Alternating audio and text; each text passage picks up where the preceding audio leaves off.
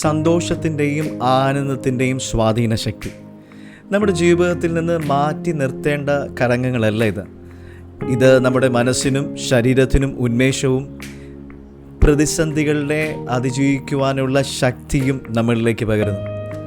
ഭൗതിക സാഹചര്യങ്ങൾക്കപ്പുറം ദൈവത്തിൽ നിന്നുള്ള സന്തോഷം ആഴമേറിയതും നിലനിൽക്കുന്നതുമാണ്.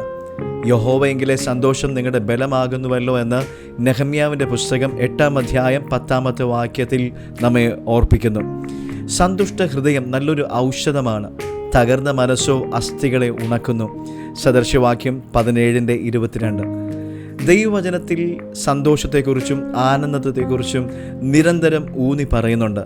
നാം സന്തോഷിച്ച് ഉല്ലസിച്ച് അവന് മഹത്വം കൊടുക്കുക. കുഞ്ഞാടിൻ്റെ കല്യാണം വന്നുവല്ലോ, അവൻ്റെ കാന്തയും തന്നെത്താൻ ഒരുക്കിയിരിക്കുന്നു എന്ന് വെളിപ്പാട് പുസ്തകം 19:7 വാക്യത്തിൽ കാണുന്നു.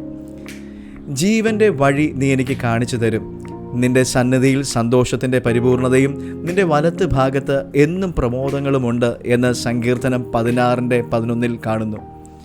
ക്രിസ്തുവിലുള്ള വിശ്വാസത്തിലൂടെ ലഭിക്കുന്ന രക്ഷയിലും നിത്യജീവനിലുമുള്ള പ്രത്യാശയിലും നമുക്ക് വലിയ സന്തോഷം കണ്ടെത്തുവാൻ കഴിയും.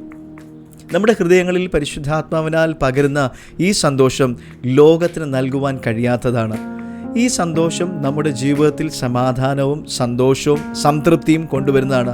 മറ്റുള്ളവരുമായി നല്ല ബന്ധങ്ങൾ സ്ഥാപിക്കുവാനും കൂടുതൽ ഊർജ്ജസ്വലരായിരിക്കാനും ഇത് നമ്മെ സഹായിക്കും. ക്രിസ്തുയേശുവിൽ എല്ലായ്പ്പോഴും സന്തോഷിപ്പെന്ന് ഫിലിപ്പിയർക്ക് എഴുതിയ ലേഖനം 4-ാം അധ്യായത്തിൽ 4-ാം വാക്യത്തിൽ കാണുന്നു. സന്തോഷം എന്നത് നമ്മുടെ ജീവിതത്തിലെ ഒരു തിരഞ്ഞെടുപ്പാണ്.